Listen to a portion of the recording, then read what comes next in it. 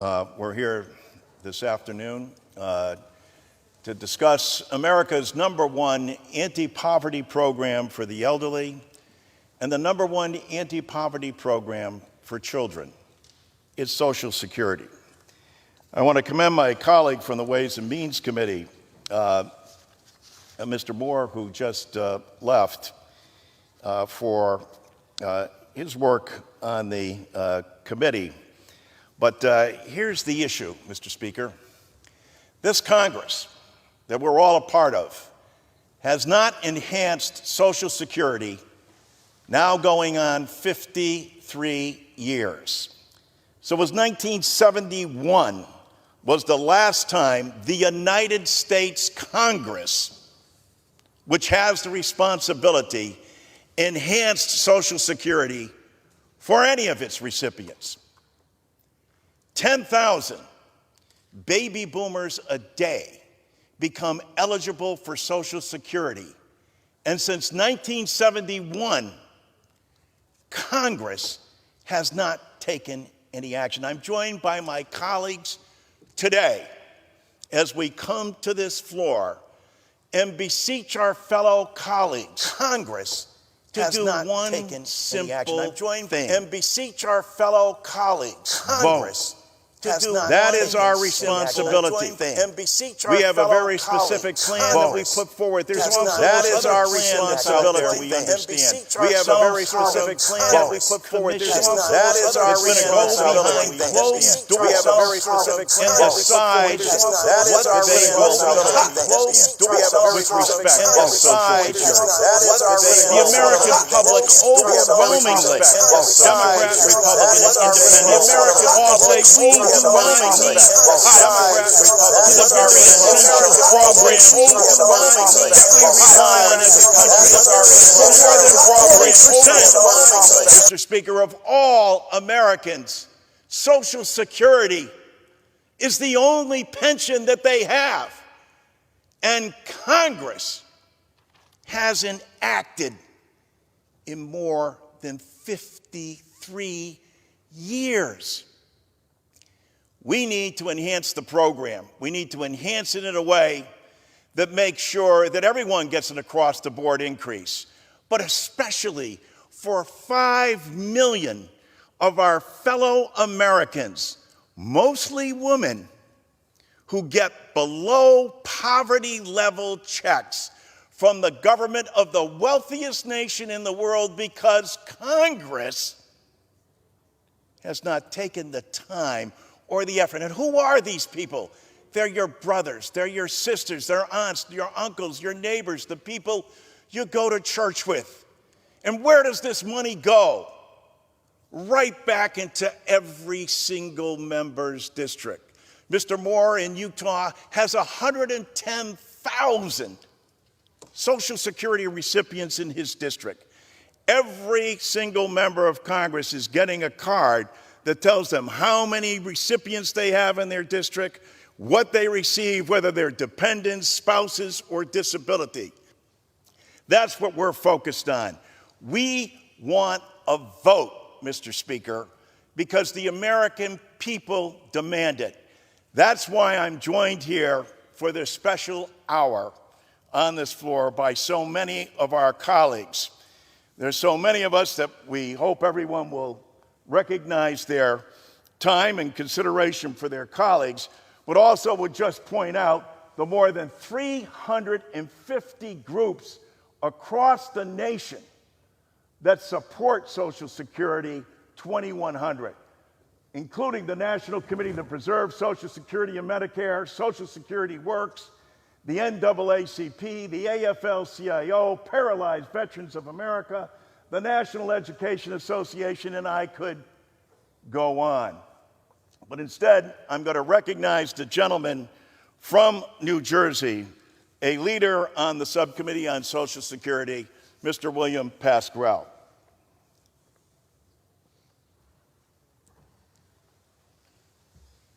Thank you, John.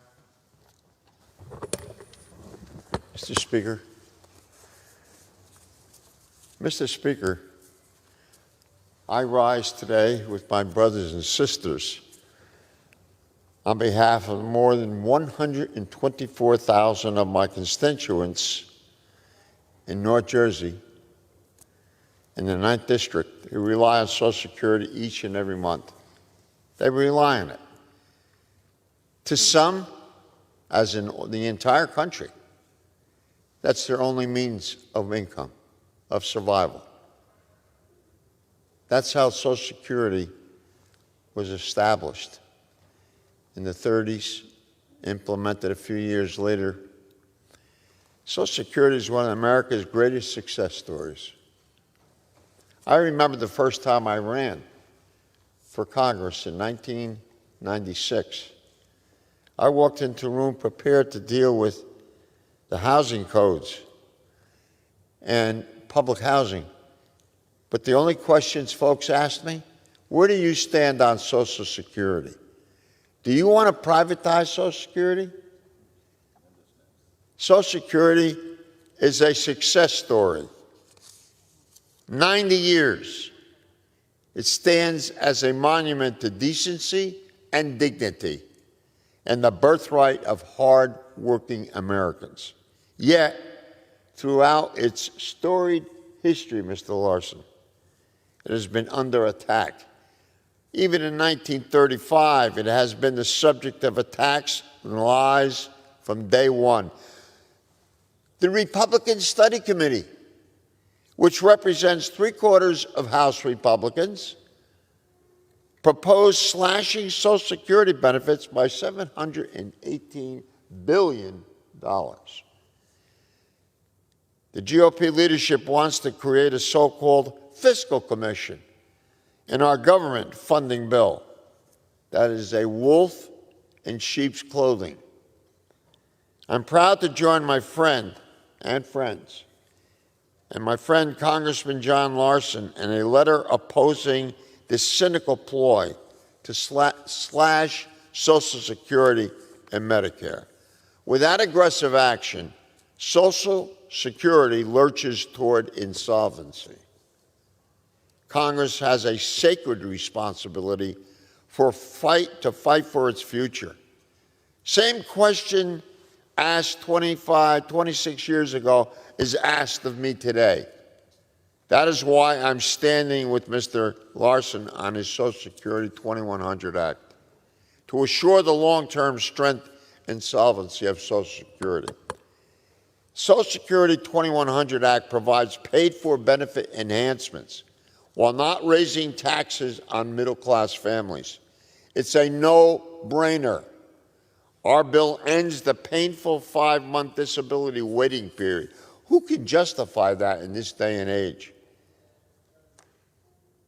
It would ensure Americans suffering with permanent disorders like Huntington's disease, they get the help they need without red tape or delay. The bill eliminates the windfall elimination provision so that firefighters, police officers, teachers, and others get the full benefits that they have earned. While the Social Security 2100 Act, we are fighting for our seniors who have worked their entire lives and rely on Social Security to make ends meet. We're fighting for working families so that no one who pays into the system over a lifetime ever retires in poverty. We must get this done for the American people, Mr. Chairman, Mr. Speaker. There's no excuses. I thank you, and I yield back. There's no person on the committee who has fought harder for the repeal of WEP and GPO and who stands and understands the significance and impact that Social Security has on so many of her constituents and constituents all across this country. I yield the floor to Linda Sanchez of California.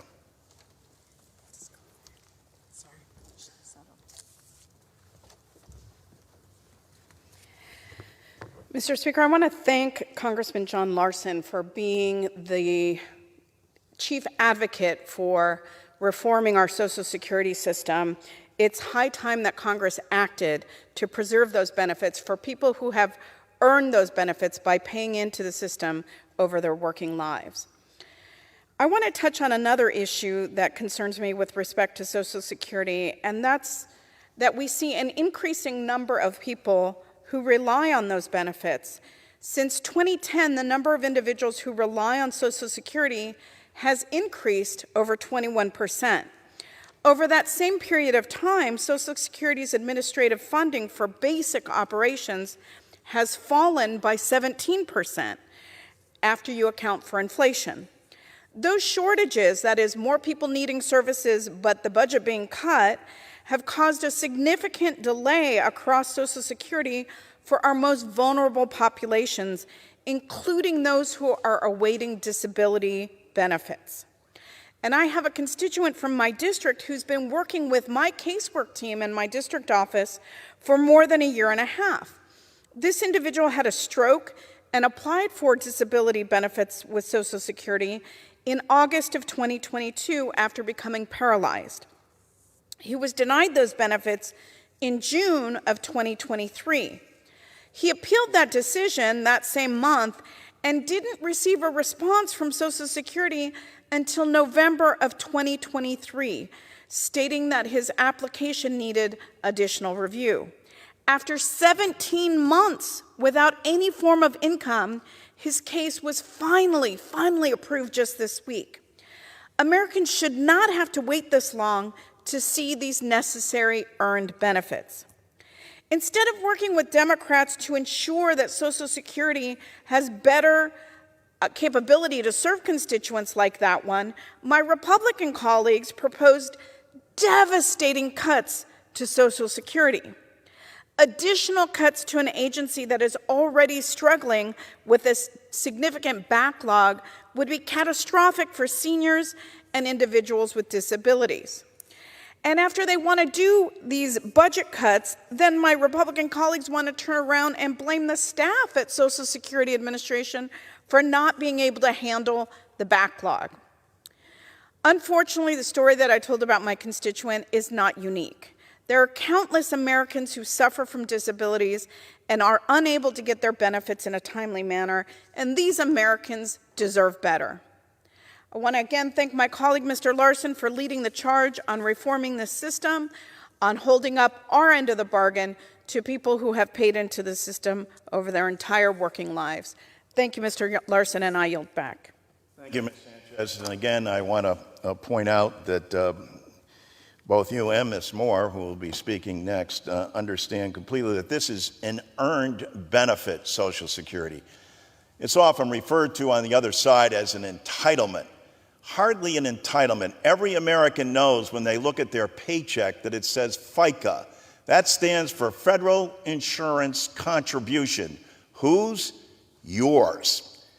Gwen Moore understands that, and that's why she's been fighting on this committee to make sure that we not just only extend the solvency, but we enhance the benefits. Imagine Richard Nixon was president of the United States the last time Congress enhanced any benefits to Social Security. Do you think things have changed a little bit over those years? Every single member of the public ought to be outraged by this. And it's not anything the president can do with executive order. It's not anything that's going to happen through the judiciary. It's only through the United States Congress. And what are we asking of the Congress? We're asking you to vote. That's what Gwen Moore does every week on the committee. The gentlelady from Wisconsin. Thank you so much, Mr. Chairman Larson, for holding this special order on the importance of enhancing Social Security. You talk about how things have not changed for the last 80 years since Social Security has been in existence, but I'll tell you one thing. Social Security has not changed its emphasis and focus on allowing our workers to retire and age in dignity and not in poverty.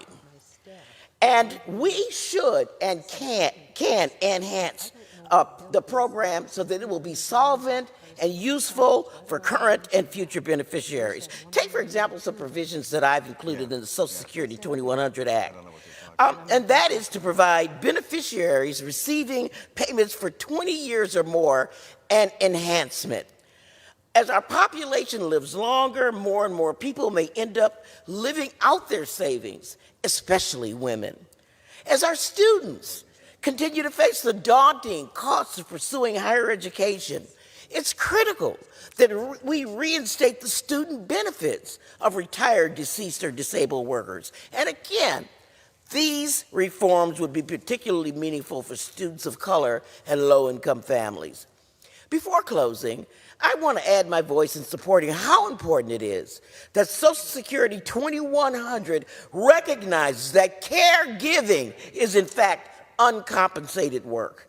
In the United States, 43.5 million people, mostly women, work as unpaid caregivers to their children or aging parents, or to an adult family member with a disability, and they don't receive a single dime. The value of that unpaid caregiving is estimated at over $500 billion annually. This bill provides caregiver credits to ensure that people, mostly women, are not penalized when it comes time to claim their Social Security benefits for taking out time out of the workforce to care for children or other dependents. I want to thank you, Mr. Larson, for your continued commitment to preserve and enhance Social Security. Thank you, Representative Moore. The gentleman from Pennsylvania has done just an incredible job on the Ways and Means Committee, again, advocating on a regular basis, especially for the more than 5 million fellow Americans who get below poverty level checks from Social Security. We're not here just to extend the solvency of Social Security. We have a plan that the President of the United States supports, that's fully paid for. It's paid for by having people, you ready for this, who are making over $400,000. Raise your hand in the gallery if you're making more than $400,000. People who are making more than $400,000, that's about 0.6% of the American people, and yet just in doing that, we will both extend the insolvency and enhance the program that's fully paid for and make sure the trust fund stays intact. That's what the gentleman from Pennsylvania fights for. Mr. Evans, the floor is yours. Thank you, Mr. Larson, for hosting this special order hour so we can discuss the importance of this country's most effective anti-poverty program. I want to be clear, Social Security is an earned benefit. It is the insurance people pay for every paycheck, and it's the bedrock of retirement security, with benefits guaranteed to nearly all seniors. In my district, in the city of brotherly love, Philadelphia, there are about 120,000 Social Security recipients who receive $1.94 million in monthly benefits. That includes many of our nation's most vulnerable, including retirees, folks with disability, and children. Social Security guarantees benefits, keeping many recipients from groups out of poverty. But these protections are especially vital to Black and brown Americans. Without Social Security, 21.7 million more adults and children would be below the poverty line. That is why Democrats are consistently fighting to stop Republicans' attempt to dismantle this vital program. Time and time again, Republicans have put forth many plans after plans to cut Social Security benefits and raise the minimum retirement age.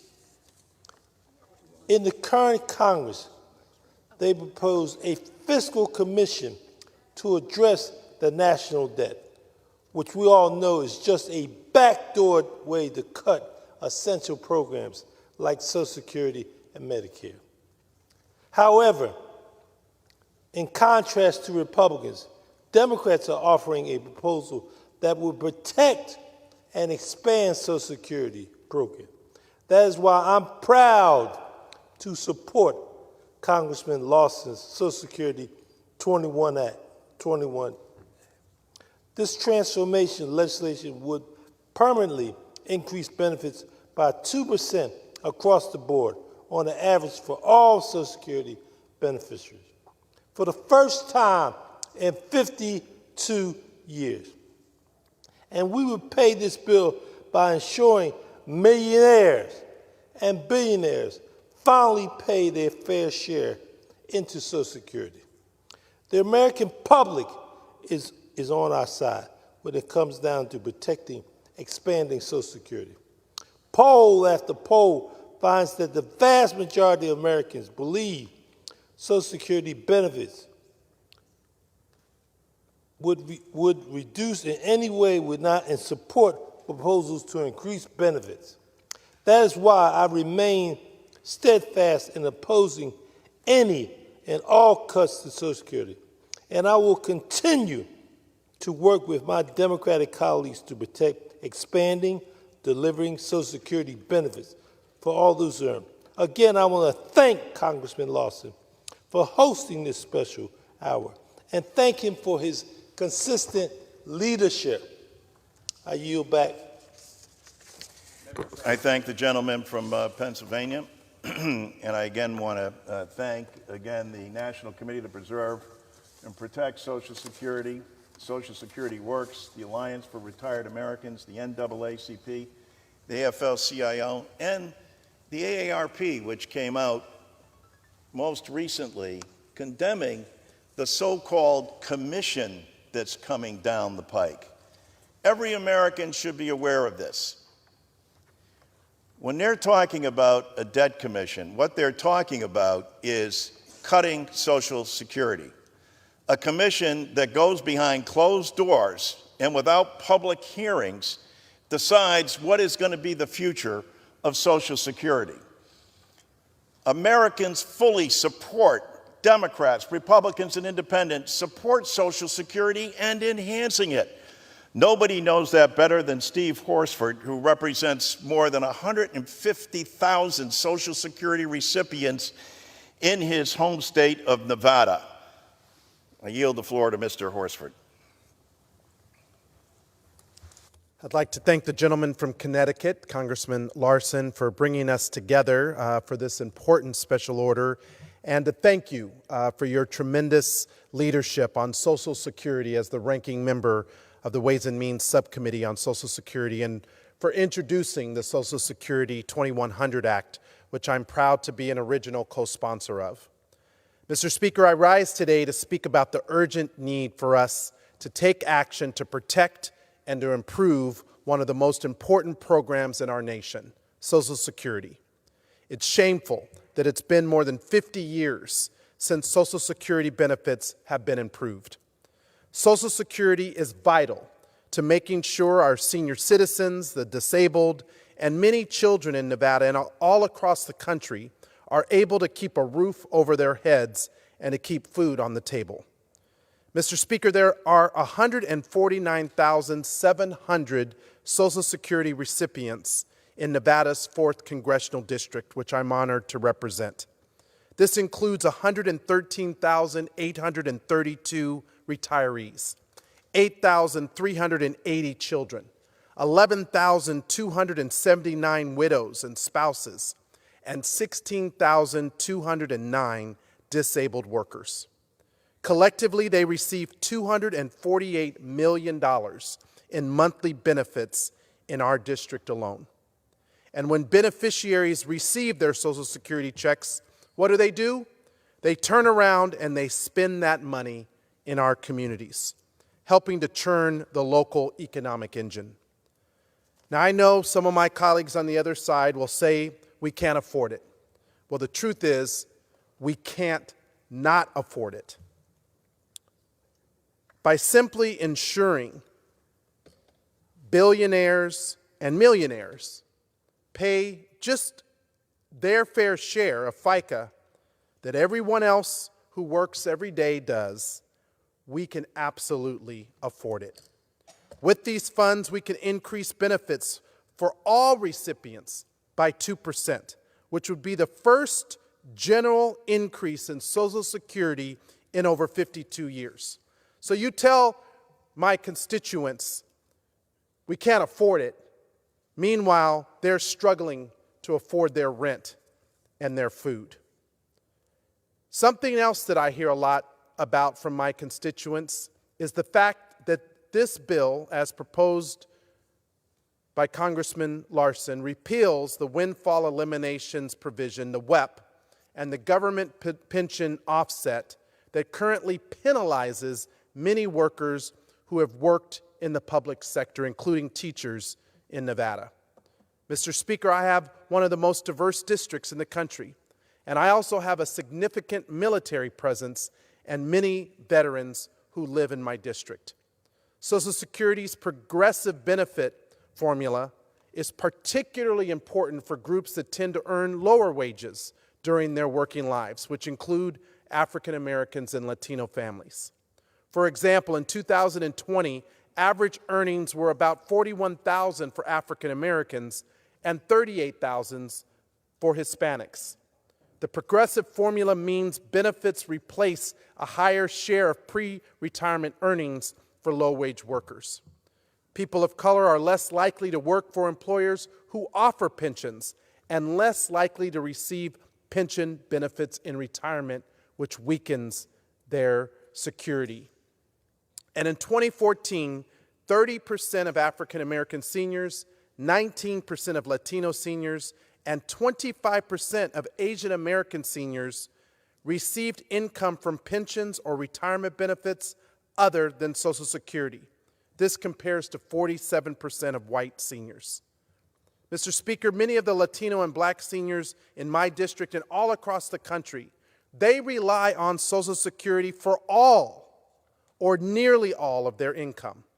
So after decades of hard work, they deserve the benefits that they've earned, and they deserve a program that keeps their benefits in line with inflation and cost of living. So by preserving and expanding benefits, Social Security 2100 would increase retirement security for people of color who have worked hard and who depend upon Social Security in their retirement. Finally, Mr. Speaker, nearly 1 in 5 adult Social Security beneficiaries are veterans, military service members who pay FICA, earning future retirement, survivor, and disability benefits. Seriously injured veterans may be eligible for Social Security disability benefits, and over 8 million veterans received Social Security benefits in 2022. This is more than 5.41 million veterans who receive disability compensation from the Department of the VA. The Social Security 2100 Act will extend the Social Security Trust Fund until 2066 and increase benefits for every recipient. Only we, the Congress, can make the necessary changes to protect and enhance Social Security, and we must take that action. I look forward to working with my colleagues on this side of the aisle to put people over politics and to protect Social Security. And I was reminded when he spoke about our fellow colleague on the Ways and Means Committee, John Lewis, who said that, in fact, Social Security is the civil rights movement. Someone who understands, with the birth date of Martin Luther King coming up this Monday, our celebration of that, one of our leaders who truly understands the fierce urgency of now and what it means to have to pass Social Security for the constituents that we represent who need it the most. I yield the floor to the gentlelady from Massachusetts, our leader, Lori Trahan. Mr. Speaker, the overwhelming majority of Americans, Democrats, Republicans, and independents alike, are clear in their support for Social Security. In fact, nearly 9 in every 10 Americans oppose cutting Social Security. That's because for the last 88 years, Social Security has helped millions of Americans retire from a lifetime of work with the dignity that they deserve. But despite the undeniable success and popularity of the program, House Republicans have remained relentless in their fight to dismantle and defund it. What's worse, Mr. Speaker, is Republicans turning their backs on a fundamental promise to the American people, a sacred trust. We're contributing to Social Security. That means that the same safety net that supported our grandparents will be there to support us in retirement. House Democrats still believe in that sacred trust. We want to uphold our end of the promise.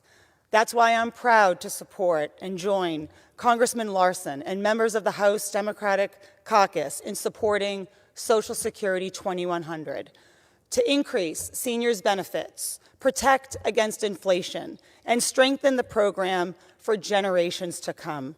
I thank the gentleman from Connecticut for his relentless, his tireless leadership on this vital issue, and I yield back.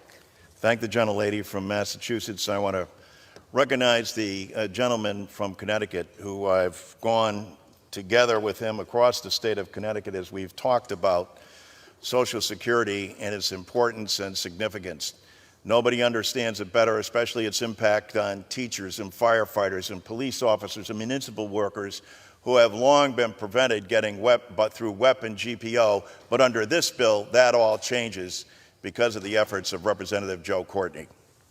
Thank you, Mr. Speaker, and I want to begin by thanking my colleague, Congressman John Larson, for his thoughtful, courageous leadership on this issue, crafting Social Security 2100, which is the only comprehensive paid-for measure which enhances Social Security and averts the 2034 cliff that this country is going to encounter if Congress does not act. As Mr. Larson stated, that when this social insurance program was created in 1935, signed into law by Franklin Roosevelt, it was created as an insurance program, but Congress over time, in numerous cases, has reformed the bill to protect the basic promise which was made by the Congress and by President Roosevelt to make sure that people who are retired, people who are children who've lost a parent, and in recent times, people with disability are protected from the vagaries of life.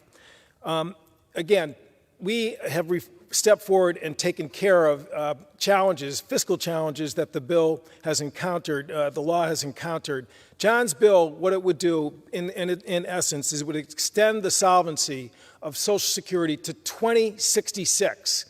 And we would avoid the cliff that we're going to hit in 2035. It would not gouge or cut any benefits. The Republican study group is talking about raising the retirement age. That's a Social Security cut for people who have paid into this program out of payroll year in and year out. It increases the net benefits by 2% on average for all beneficiaries. It rebases the program so that people will not receive Social Security below and be below the poverty line. It is exactly, in other words, what this country is looking for a program that affects every single American, every single family member. Everybody cares about Social Security, and it is our job to, just like prior Congresses, when they've been approaching these fiscal challenges, to act. And what we need is for John's bill to be taken up and voted on. We don't need commissions that are going to take this bill behind closed doors with no transparency, which, again, is exactly the opposite of what the people of this country want. They want to see what we're doing because this affects them and all those years of insurance payments that they have put into this program. We need to take up John Larson's bill, Social Security 2100.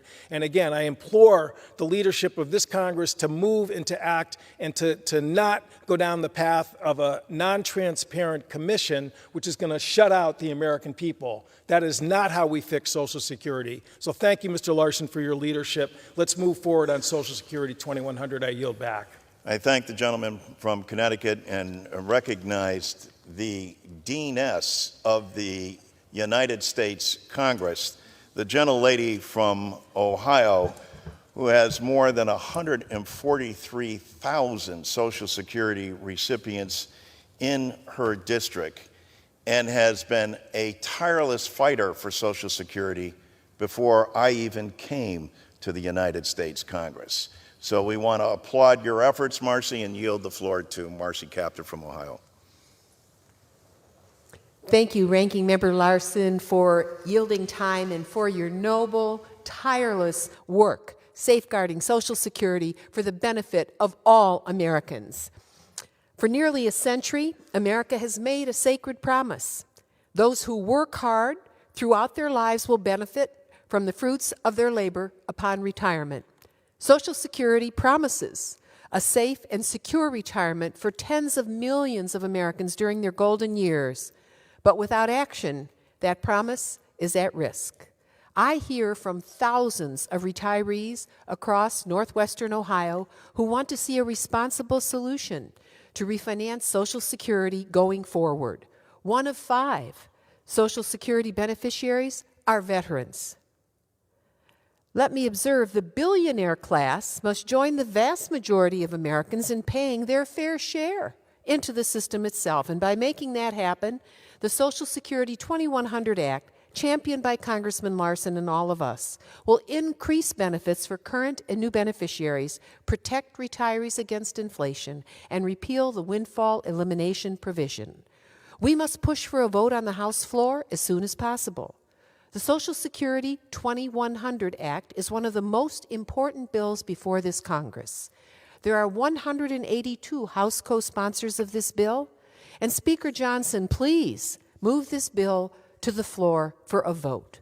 Social Security is an earned benefit, and America made a promise to workers, and Democrats are committed to making good on that promise.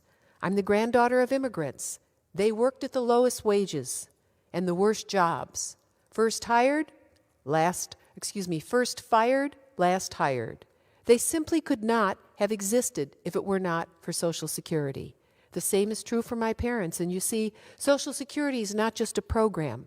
It is a trust, a sacred insurance trust. And that trust is intergenerational. I want to thank Congressman John Larson for your dogged, persistent efforts to move this issue forward. And I may be the only member here in this chamber tonight who was present in the 98th Congress in April of 1983, after I was first elected to Congress, and soon after became a deciding vote in April of that year for the refinancing of Social Security for the next generation. What an unforgettable moment that was. I sat right in that seat right there, and I stood and I cheered because we had fought so hard for that in the prior election. That close, eventful vote, so extremely important to refinancing Social Security for the first time in a generation, passed. And now Congress must meet its responsibility for the succeeding generation. The Speaker of the House back then was Tip O'Neill of Massachusetts, and we had a Republican president, Ronald Reagan. There had been a commission to preserve Social Security and Medicare before I became a member of Congress, and in the same way Congressman Larson has led this effort, this House had a member from Florida, Claude Pepper, who chaired the Aging Committee. They called him Red Pepper, and like Congressman Larson, he was a heart and soul Democrat from the inside and out, and just a great guy. We were able to move passage of the refinancing of Social Security for the next generation, and I knew that I had helped do that as a younger member. At that time, the country was also in deep recession, and we knew that Social Security as an earned benefit was paid through hard work, and it deserved to be lifted again. It also insures children whose parents or guardians have died. And 2/3 of families in my district rely on Social Security or Medicare benefits, and they are truly lifelines for millions of people. Medicare has worked too, and we need to do what is possible to make all health care more affordable for the American people. But we know the Social Security insurance program is something America can renew for all our families. We know it works, it's proven, and it lifts all boats. From an economic standpoint, to pull the rug out from under Social Security would cause not only harm to individuals, but economic harm in every congressional district in this country. People use Social Security to buy food, to pay their utility bills, to pay co-pays on their medical services, and for the basics of life. These aren't families that squander money, but they've earned retirement security and they watch every penny. And we in Ohio want to express a special thanks to Congressman Larson for including in the bill the windfall elimination provision, which harms our working families so very much. This issue does not impact every single state, but believe me, it really impacts in Ohio. Again, I want to thank my colleagues for being here tonight with us who champion protecting this earned benefit and social safety net. And I and all of us here stand with America's working people and retirees to protect and improve Social Security. Though each of us represents different communities, we all together represent America. And we know that with the unwavering leadership of Congressman John Larson, he will lead us to a day where Social Security 2100 is the law of the land. Thank you for your perseverance, Congressman John Larson, and for helping to move our nation forward to protect the hard-earned benefits for generations to come. And I yield back. I want to thank the gentlelady from Ohio. Mr. Speaker, may I inquire as to how much time we have? The gentleman has 20 minutes remaining. We have 20 minutes remaining, and we have about 12 people who are sitting here, so I hope our colleagues are mindful of that. And with that, let me recognize the gentlelady from Texas who has more than 98,000 Social Security recipients in her district who receive more than $143 million monthly in that district, as we indicated just how vitally important Social Security is as an economic development plan as well. Sheila Jackson Lee.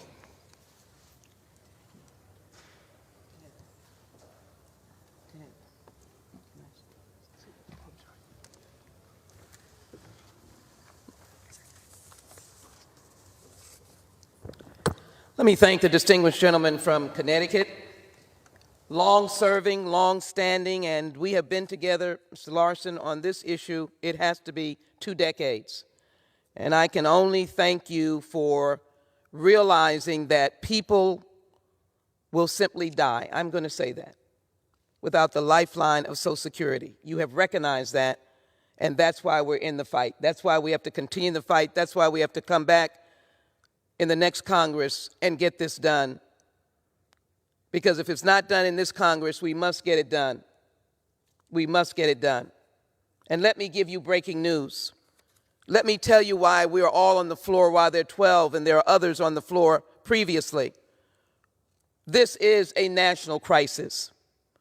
The House Republican Study Committee, a caucus of 176 House Republican members, has proposed multiple harsh cuts to Social Security in fiscal year 2024 budget. Although the budget is vague on details, they will be holding and may have held a press conference, and reporting has come out that they intend to cut your Social Security. They intend to violate the very special sacred trusts. Yes, do violence to the sacred trusts that from the days of President Roosevelt, every American, except those, of course, that were in some of the professions of people of color, that we had to fix. Every American felt that they could live, that they could survive because of Social Security. And I want to thank John Larson. I am glad that we are championing together the Social Security 2100 Act, and to be able to bring about an increase of benefits, 2% across the board, on the average for all Social Security beneficiaries for the first time in 52 years. Improve the cost of living adjustment so it reflects inflation. Increases benefits to boost lower income seniors. Improve benefits for middle income widows and widowers. Restores the student benefits up to age 26. Increases access to benefits for children living with grandparents and other relatives.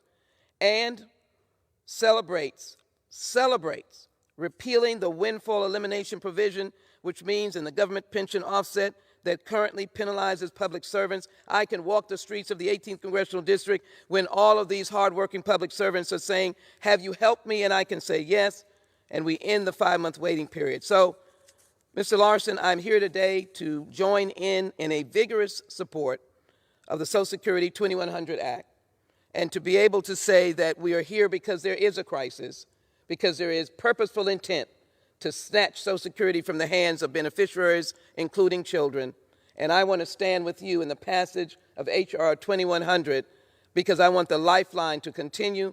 I want the story of President Roosevelt to continue in the hands of Americans, people of color, those who have started in life in a low income, and those who may end in life but a low income but have as their lifeline Social Security. I'm standing with you, and I yield back my time. I thank the gentlelady for her continued input and support over the last several decades, et cetera, and recognize the gentleman from Pennsylvania who's been key as an original co-sponsor of the Social Security 2100 Act, and also for his passion about the people in his district who are in such need of Social Security, to make sure that it's there today, tomorrow, and in the future.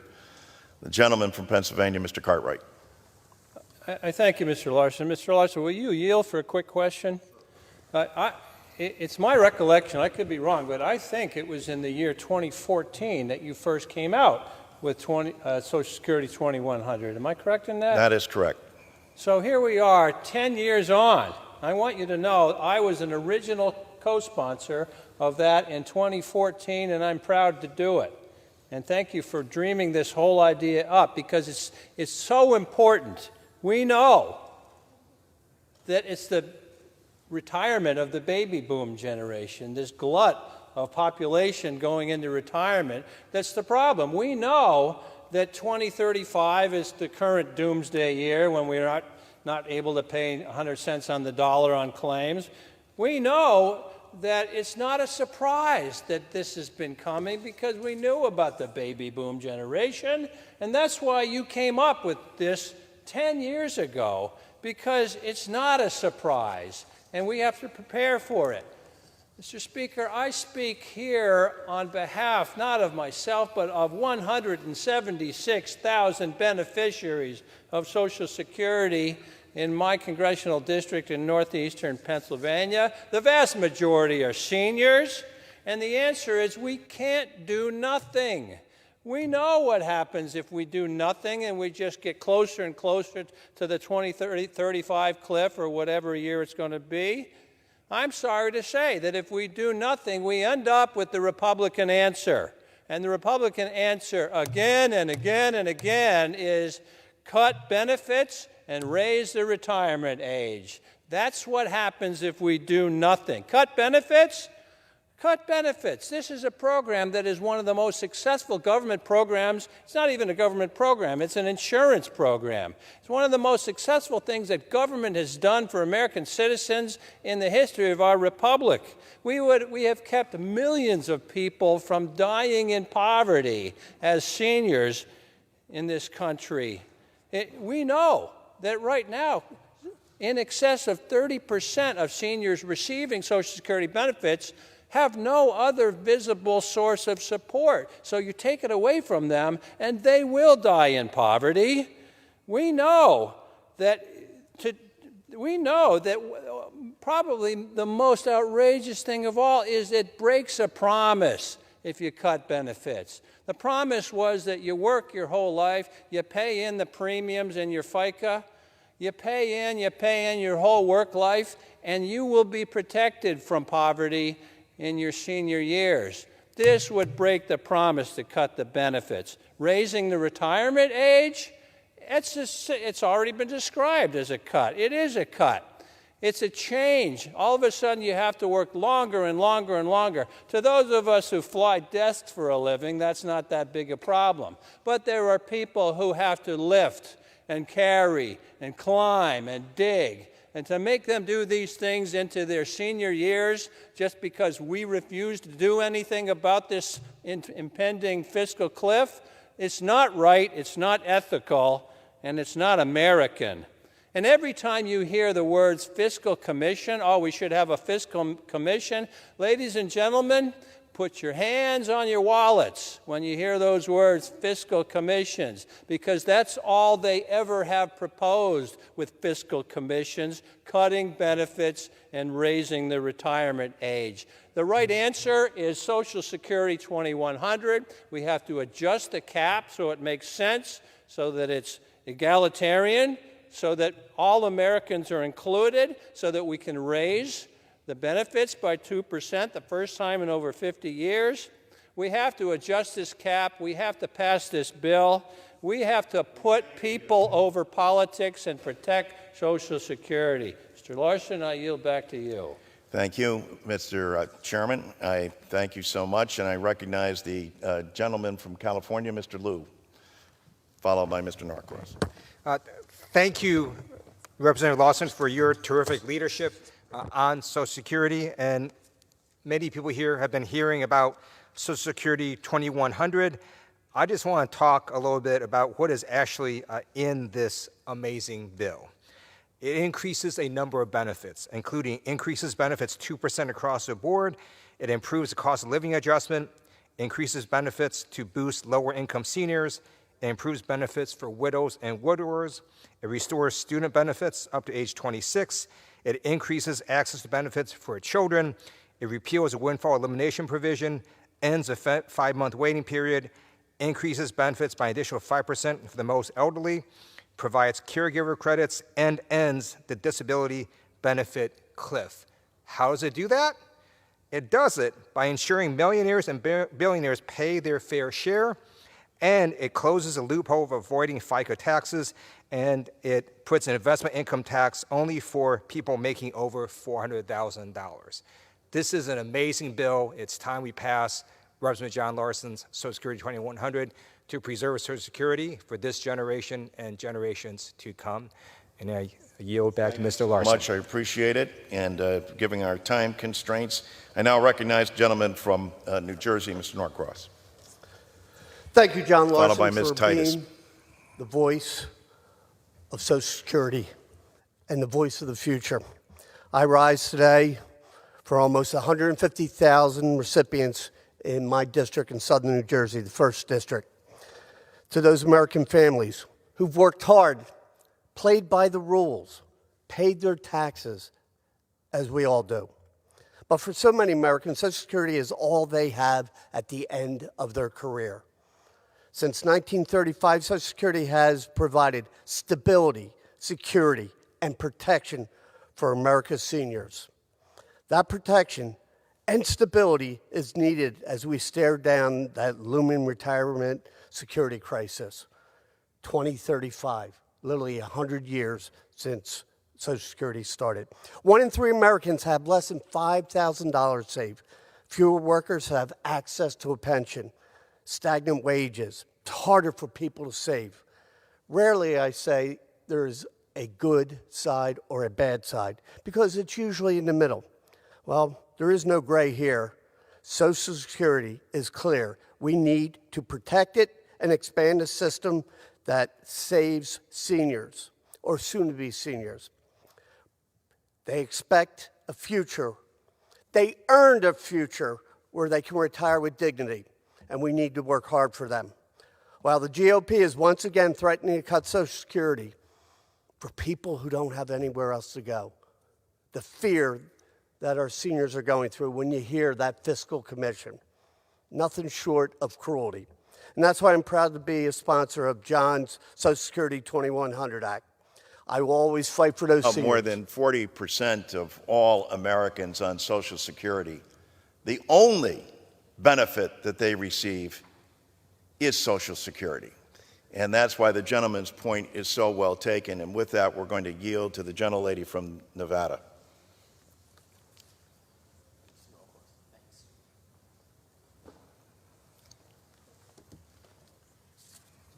Well, thank you very much. I want to thank my colleague, Mr. Larson, the ranking member of the Social Security Subcommittee, for his leadership on this issue, for organizing this important special order to talk about the work that Democrats are doing to protect and expand Social Security, and thank him for doing a telephone town hall with me for the people in District 1 so they could ask questions about what is happening and how this measure would help. In my district, there are 113,000 Nevadans, that's District 1 in Las Vegas and Henderson, who rely on Social Security just to make ends meet. It represents the U.S. government at its very best. In fact, it is one of the most successful programs in our history, and it's vital that we protect it for future generations. Now, while we're here talking about what the Democrats want to do to protect and expand it, the Republicans, even as we speak, are continuing to threaten Social Security. Now, Mr. Johnson is new at his job of Speaker, but he is not new to this issue. As the former chair of the Republican Study Committee, he repeatedly called for Social Security benefits to be reduced. In fact, this year's Republican Study Committee budget would cut benefits by 13% and, at the same time, raise the retirement age to 69, providing seniors with fewer benefits for more work. Raising the retirement age would disproportionately harm low and middle income seniors who rely most heavily on Social Security, forcing them to delay their well-earned retirement, often from backbreaking jobs.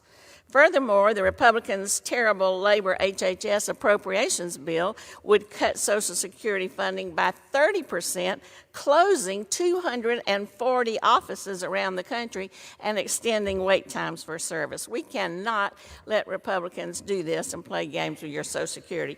That's why I'm very proud to be an original co-sponsor of Mr. Larson's bill. You have heard the ways that it protects and expands Social Security. We need to bring it up. We need to pass it, and I stand strongly in support of that. Thank you, I thank the yield back. gentlelady from Nevada and recognize the gentlelady from California, Ms. Torres. Thank you, Mr. Speaker, Representative Larson, for bringing us together.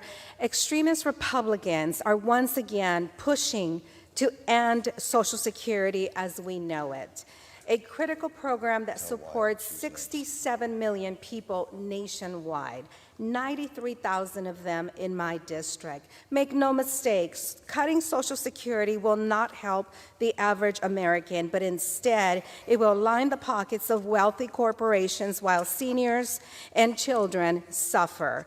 Americans work and pay their entire lives to access Social Security. It is their lifeline.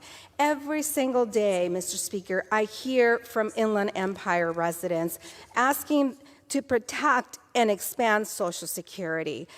Just in 2022, when we gave an 8.7 COLA increase, which was, by the way, the largest increase since the Reagan era, my constituents were delighted to have this increase. This is what we must focus on, increasing benefits for the poor citizens that have paid into this program. They're not asking for a handout. They are asking for a program to be reaffirmed, and that is why I support the Social Security Act of the 2100 Act. Thank you, Mr. Larson, and I yield back. Thank you so much, Representative, for coming to the floor. And now we'll recognize from the Susan Wild from the great state of Pennsylvania.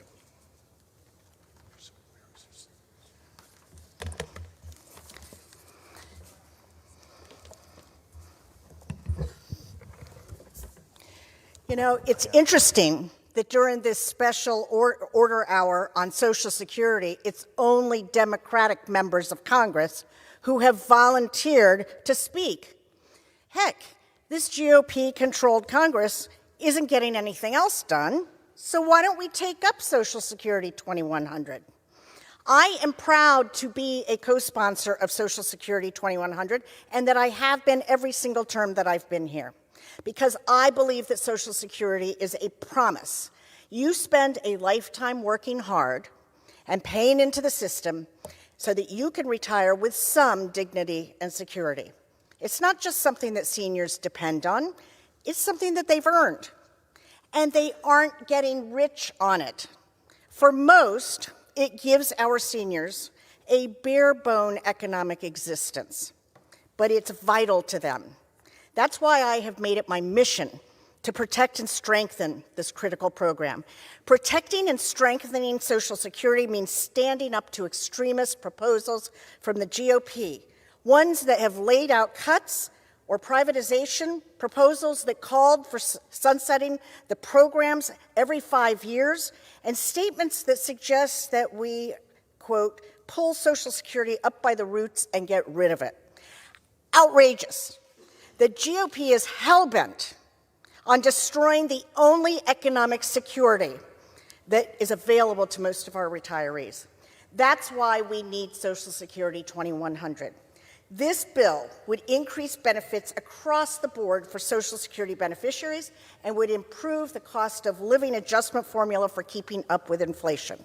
Social Security 2100 would provide a tax cut for working and middle-class beneficiaries. It would end the waiting period for receiving disability benefits, and it would provide caregiver credits for all of those who have had to take time out of their careers to care for a loved one, and so much more.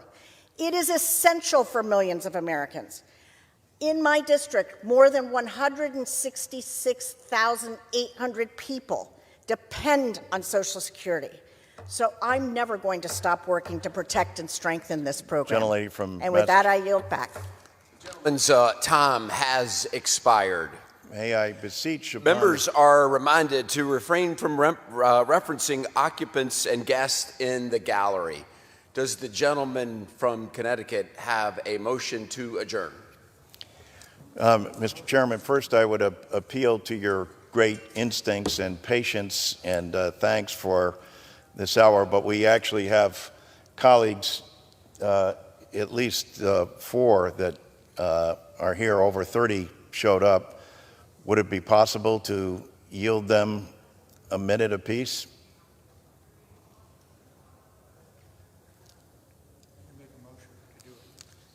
I would make a motion to extend the time period to provide our colleagues a minute apiece. 1 minute each? Yes.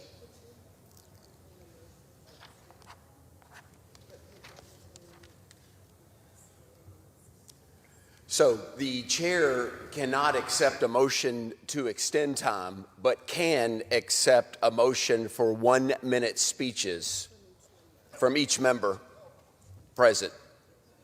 Well, then I would make a motion for a 1 minute speech from the remaining 4 members.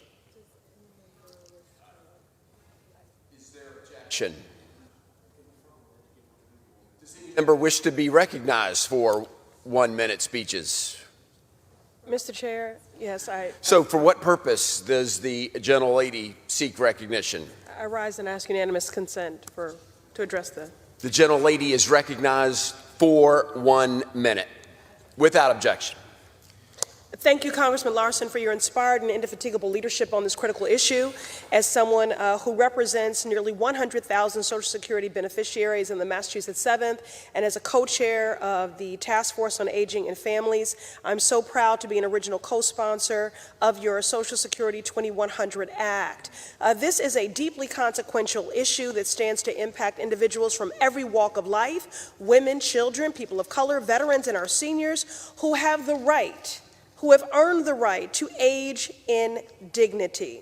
Yet too often, they tell me that doing so is becoming more and more difficult. They share their anxieties from living on a fixed income. They are skeptical of the long-term stability of a system they've paid into, paycheck after paycheck, their entire working lives. People like Mrs. Palmer, who lives in Boston and wrote my office saying that Social Security is a promise, and I agree, it is not merely a government program. Social Security is a promise to workers, to our elders, to the disabled, a promise to all people who seek to age with dignity. And we will keep fighting to keep that promise. This time is expired. Does this gentleman... You are recognized for 1 minute, without objection.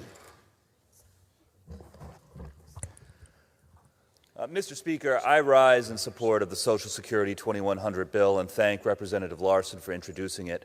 Social Security is a promise. It is a promise that if you work hard and do the right thing and pay into the system during your career, you will be able to retire with dignity in this country. And unfortunately, too many of my colleagues are obsessed with trying to cut and undermine this vital program. They say there's not enough money in the trust fund. Well, many of them voted for $10 trillion of tax cuts that went primarily to the wealthy and to the biggest corporations just a few years ago. They could find $10 trillion for tax cuts for the people at the top, but then they claim they can't find any money to shore up the Social Security system. Here's the truth. We can increase cost of living adjustments, increase benefits for Social Security, and extend the life of the trust fund indefinitely by just asking the people at the very top to pay their fair share. And that's what this bill does. It asks the Elon Musks and Jeff Bezoses of the world to pay a fair share into the trust fund so that working people can retire in dignity. With that, I yield back. Gentleman's time has expired. For what purpose does the gentlelady from North Carolina seek recognition? I seek to address the House for 1 minute and to revise and extend my remarks. Without objection, the gentlelady is recognized for 1 minute. Thank you, Mr. Speaker. I rise as a proud co-sponsor of the Social Security Act of 2100, a bill that will enhance Social Security benefits for the first time in 50 years and ensure this program's solvency for years to come. In my district, more than 157,000 retirees and families rely on Social Security as their primary source of income. And Social Security doesn't just help retirees.